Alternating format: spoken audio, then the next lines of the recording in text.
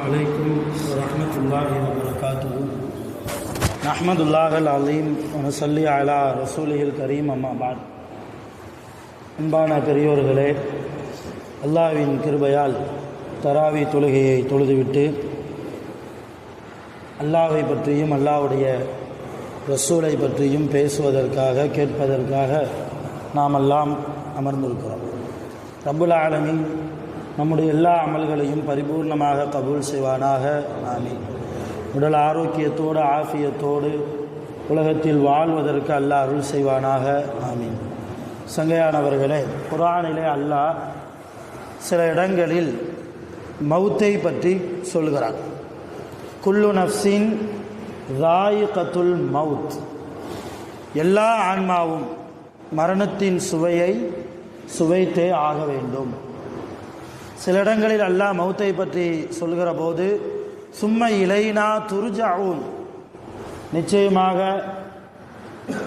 நம்பக்கம் மனிதர்கள் நீங்கள் திரும்பி வரக்கூடியவர்களாக இருக்கிறீர்கள் என்கிற வசனத்தையும் அல்லாஹ் குர்ஆனிலே சில இடங்களில் பயன்படுத்துகிறான்.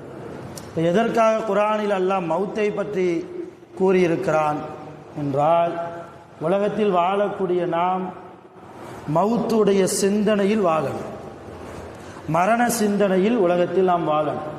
இந்த உலகம் என்பது ரசூலுல்லாஹ் ஸல்லல்லாஹு அலைஹி வஸல்லம் அவர்கள் சொல்வார்கள், இந்த உலகம் என்பது ஒரு வழிப்போக்கரை போல.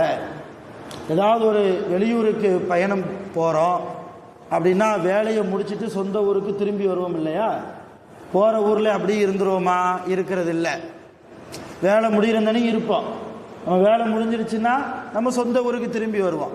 அதே போல் தான் நம்ம அல்லாஹ்விடம் இருந்து வந்தோம், இங்கே சில வேலைகள் செய்ய வந்திருக்கிறோம். என்ன வேலை செய்யணும்? அல்லாஹ்வை வணங்குறது என்கிற வேலை. அல்லாஹ்வுக்கு நல்லடியார்களாக இருக்கணும், அல்லாஹ்வை பயந்து வாழணும், இஹ்லாஸ் நம்மிடத்தில் இருக்கணும், மன தூய்மை இருக்கணும், ஷைத்தானுடைய சூழ்ச்சிகளில் சிக்காமல் இருக்கணும், நல்லவர்களாக வாழ்ந்து நல்லவர்களாக மரணித்து அல்லாஹ்ட்ட மறுபடியும் போகிறோம். இப்போ இந்த உலகம் என்பது நல்ல அமல்களை செய்ய வந்த இடம். செஞ்சு முடிச்சாச்சுன்னா நல்ல அமலை செஞ்சாலும் சரி செய்யாட்டாலும் சரி, குல்லு நஃப்ஸின் ராயிகத்துல் மவுத், ஒவ்வொரு ஆன்மாவும் மரணத்தின் சுவையை சுவைத்தே தீரும்.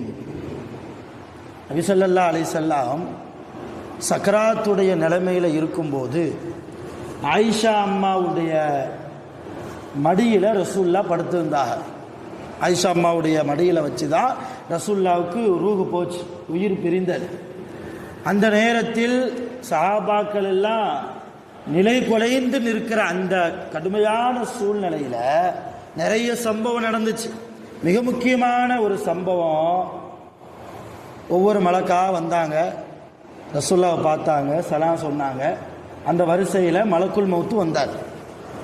யா ரசூலல்லாஹ், அல்லாஹ்வின் தூதர் அவர்களே, நீங்கள் அனுமதி கொடுத்தால் உங்கள் உயிரை நான் வாங்கிட்டு போகிறேன். ஏற்கனவே சொல்லியிருப்பேன், நபிமார்களை பொறுத்த வரைக்கும் மலக்குல் மௌத்து வந்து அனுமதி கேட்பார். நமக்கு எந்த அனுமதியும் கிடையாது.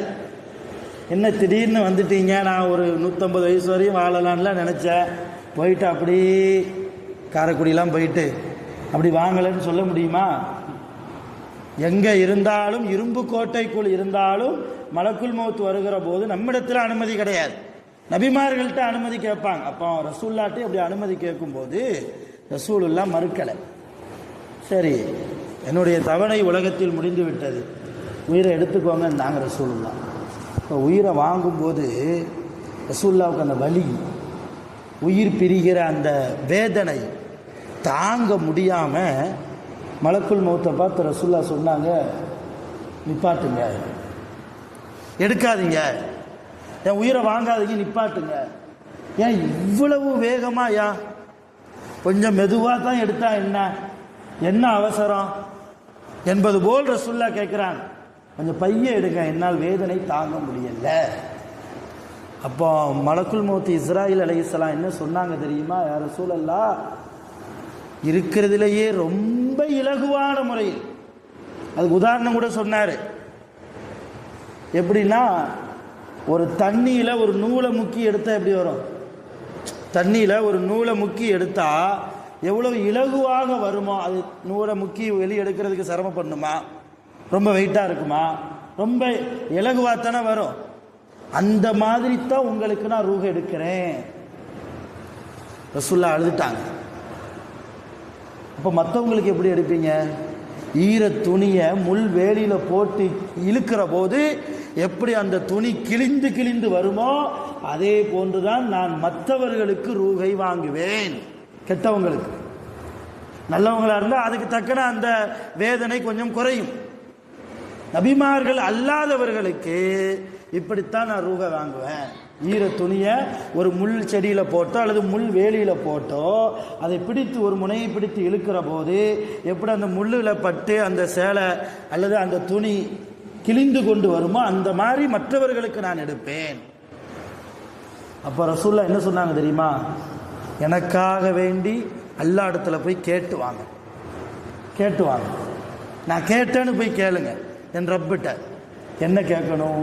கியாமத்து நாள் வரைக்கும் என் உம்மத்தில் யாரெல்லாம் பிறக்க இருக்கிறார்களோ எல்லோருக்கும் இந்த மரண வேதனை உண்டு இல்லையா, எல்லா வேதனையும் அல்லாஹ் எனக்கே தந்துடட்டும். சுப்ஹானல்லாஹ். எப்படிப்பட்ட நபி முஹம்மது ரசூலுல்லாஹ். நம்மளை அவங்க பார்த்தாங்களா? நாம் அவங்கள பார்த்தோமா?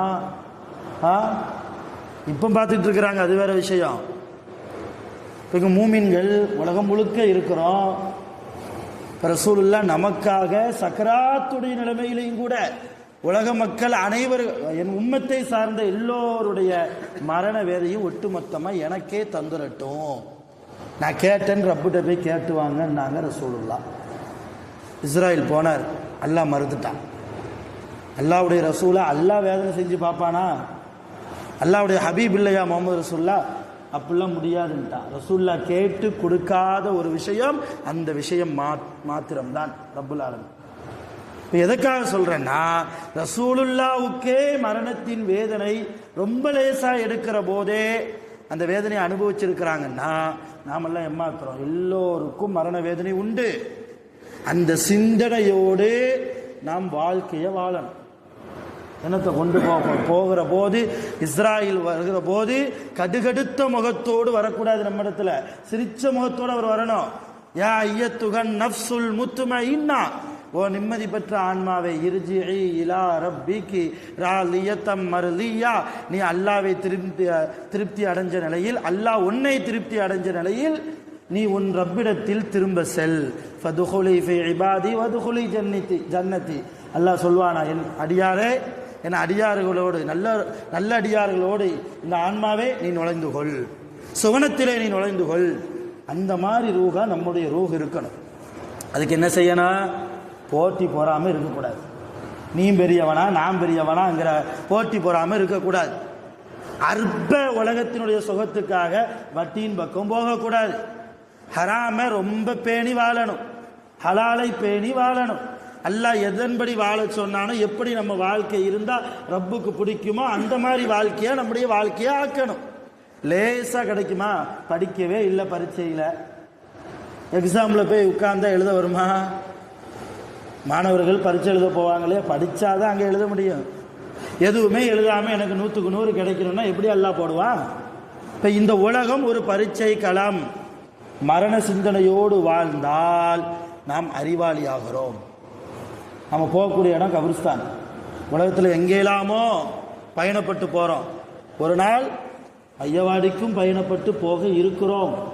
யார் முன்னால் யார் பின்னாலன்னு தெரியாது. இப்போ ஒரு ரமலானுடைய மாதத்தில் இருக்கிற நாம் நம்முடைய மவுத் இலகுவாக அமைவதற்கு, நம்முடைய சக்கராத்துடைய நிலைமை அல்லாஹுவால் பொருந்தி கொள்ளப்பட்ட நிலைமையில் அமைவதற்கு நாம் முடிந்த அளவுக்கு ரப்பிடத்தில் பிரார்த்தனை கேட்கணும். அடுத்து 10 நாள் வருது, ஒற்றைப்படை இரவுகள், லைலத்துல் கதருடைய இரவு. அதிகமான துஆக்கள் மரணம் சம்பந்தமாக இருக்க வேண்டும். இன்னைக்கு மரணத்தை பற்றி அதிகமாகவே பேசினாலே பயம் வந்துடுது இல்லையா? இன்னும் ஒரு மௌத்தை பற்றியே பயான் ஓடுது.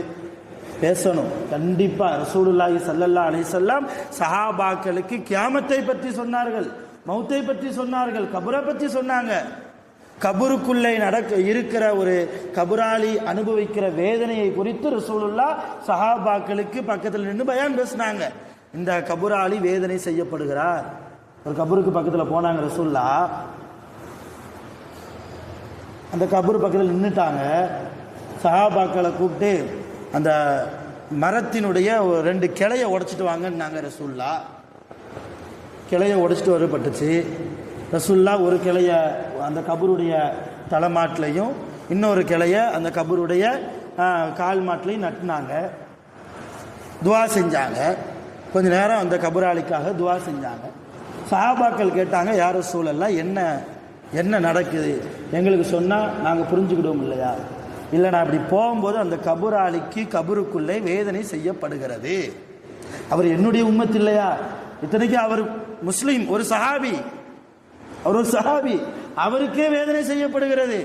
இப்போ எதுக்காக நான் கிளையை உடைச்சி வச்சேன்னா, அந்த மரத்தின் கிளை ஈரமாக இருக்கும் வரை அந்த மரத்தில் அந்த செடியில் இருக்கக்கூடிய அந்த இலைகள் எல்லாம் அல்லாஹ்வை தஸ்பீஹ் செய்கிறது. அது தஸ்பீஹ் செய்யும் காலமெல்லாம் இந்த கபராளிக்கு வேதனை குறையும். வேதனை இருக்காதுன்னு சொல்லலை, வேதனை குறைக்கப்படும். அதனால தான் நம்ம என்ன செய்யணும், ஒரு மையத்தை அடக்கிட்டோம்னா கட்டையை கொண்டு வந்து வைக்கக்கூடாது. நிறைய இடங்கள்ல அப்படி ஒரு பழக்கம் இருக்கு. காஞ்சி போன கட்டையை கொண்டு வந்து தலைமாட்டில் கொண்டு வந்து வைக்கிறது. காஞ்சி போன கட்டை செத்ததுக்கு சமம். உயிரோடு இருக்கிற பச்சை பசையலாக இருக்கிற செடிகள் நிறைந்திருக்கிற இலைகள் நிறைந்திருக்கிற ஒரு மரக்கொப்பை கொண்டு வந்து நட்டணும். அது தஸ்பீ, அது காயும் காலமெல்லாம் தஸ்பீ செய்யுது. இதை சொல்லிட்டு ரசூலுல்லாஹ் சஹாபாக்கள் சொல்லும் போது சஹாபாக்கள் கேட்டாங்களா, அவருக்கு வேதனை செய்யப்படுதுன்னா அப்படி என்ன பாவம் செஞ்சார் தெரிஞ்சுக்கணும் இல்லையா? அவர் என்ன பாவம் செஞ்சார்? ஒன்றும் இல்லை, சிறுநீர் கழிச்சிட்டு ஒழுங்கா சுத்தம் செய்யலை. பீஷா போயிட்டு ஒழுங்கா சுத்தம் செய்யலை. சிறுநீர் கழித்து அவர் பெரிய விபச்சாரமோ அல்லது மது குடித்தாரோ அல்லது தொழுகையை விட்டு அந்த மாதிரிலாம் பெரிய பெரிய லிஸ்ட்லாம் இல்லை, சின்ன லிஸ்ட் தான் நம்ம பார்வையில். சிறுநீர் கழிச்சிட்டு ஒழுங்கா சுத்தம் செய்யலை, அதனால் அவருக்கு கபரில் வேதனை. இன்னைக்கு நம்ம பிள்ளைகளுக்கு இதை சொல்லி கொடுக்குறோமா? நம்ம ஃபிக்குடைய சட்டம், மார்க்க சட்டம், ஒரு ஆண் சிறுநீர் கழித்தால் எப்படி சுத்தம் செய்ய வேண்டும் என்பது உள்பட தெளிவாக இருக்கிறது. தெரியுமா? சும்மா தண்ணீரை ஊற்றுனா சுத்தம் ஆயிராது. எத்தனை பேர் அதை தெரிந்து விளங்கி நாம் அதை கடைபிடிக்கிறோம்? அருமையானவர்களே, அப்போ இதுக்காண்டி தான் சொல்கிறேன், நிறைய மரண சிந்தனை, கபருடைய சிந்தனை, கியாமத்தின் சிந்தனை. இன்னைக்கு யாசின் சூரா ஓதணும். அல்லாஹ் குர்ஆன் அந்த சூறாவில் சொல்கிறான், அல்யோம நஹ்திமு அலா அஃப்வாஹிஹிம். அந்த ஆயத்தினுடைய ஆரம்பம் என்ன அர்த்தம்? அந்த ஆயத்துக்கு நாளை கியாமத்து நாளில் அவனுடைய வாய்க்கு நாம் பூட்டு போடுவோம். வாய் பொய் பேசும் அல்லாட்ட. நீ அமல் செஞ்சியா? அமல் செஞ்சேன். ஏன்னா பொய் பேசியே பழகிய வாய் இல்லையா உலகத்தில்? அல்லாட்ட பொய்யும் பொய் பேசுமா. உடனே அல்லாஹ் என்ன செய்வான்? வாய்க்கு பூட்டை போடுவான். கையை பார்த்து பேசும்பா, கை சாட்சி சொல்லும். தஷ்ஹது அர்ஜுலி, கால் என்ன செய்யும்? நாம் செஞ்ச தவறை நமக்கு எதிராக அல்லாஹ்விடத்திலே பேசும். பிமாகானு எக்ஸிபோன், எதையெல்லாம் நாம் உலகத்தில் சம்பாதிச்சோமோ எல்லாத்தையும் பேசும். நாம் பார்ப்போம், நம்ம கையாடா இது, நம்ம காலா இது, நம்ம உறுப்பா இது, நமக்கு எதிராக பேசுதே. அந்த நேரத்தில் கை சேதப்பட்டு அருமையானவர்களை எந்த பிரயோஜனமும் கிடையாது. அதனால் உலகத்தில் வாழ்கிற போது ரமலான் மாதத்தில் இருக்கிறோம், கடைசியை நெருங்கிட்டு இருக்கிறோம். அதிகமாக அல்லாஹ்ட்ட தக்வாவை கேட்கணும், இஹ்லாஸை கேட்கணும், மரணத்தை லேசாக்கிடு ரப்பேன்னு கேட்கணும், மரணத்தின் போது கலிமாவுடைய தௌஃபீக்கை நசீபை குடியா அல்லான்னு கேட்கணும். நம்மை விட்டும் காலஞ்சென்ற மருகும்களுக்காகவும் அவங்க கபூரில் நல்லா வாழணும் என்பதற்காகவும் துவா கேட்கணும். மறக்காமல் ஒவ்வொரு ஒற்றைப்படை இரவிலையும் முடிஞ்சால் வீட்டில் தஸ்பீஹ் நஃபில் தொழுவுங்க. தஸ்பீஹ் நஃபில் தொழுவுங்க, எல்லாருக்கும் தெரிஞ்சது தான். அது தொழுக முடியலையா, ஒரு 2 ரக்காத்தாவது தொழுது தஹஜ்ஜத்தில் அல்லாஹ்ட்ட நம்முடைய மரணத்திற்காக, நம் ஈருலக வாழ்க்கைக்காகவும் துவா செய்ய வல்ல ரஹ்மான் நம்முடைய எல்லா இபாதத்துகளையும் முழுமையாக கபூல் செய்வதோடு எல்லா பாவங்களையும் அல்லாஹ் மன்னித்து அருள் புரிவானாக. மரண சிந்தனையோடு கியாமத்தின் பயத்தோடு அல்லாஹ்வுடைய தக்வாவோடு உலகத்தில் வாழ்வதற்கு அல்லாஹ் நம் அனைவர்களுக்கும் அருள் புரிவானாக. வாஹிரு தஅவானா அல்ஹம்துலில்லாஹி ரப்பில் ஆலமீன். சுப்ஹானல்லாஹி வ பிஹம்திஹி சுப்ஹானல்லாஹி வ பிஹம்திஹி. أشهد أن لا إله إلا أنت أستغفرك وأتوب إليك. آمين. سبحانك رب العزة عما يصفون وسلام على المرسلين الحمد لله رب العالمين. صلى الله على محمد صلى الله عليه وسلم. صلى الله على محمد صلى الله عليه وسلم.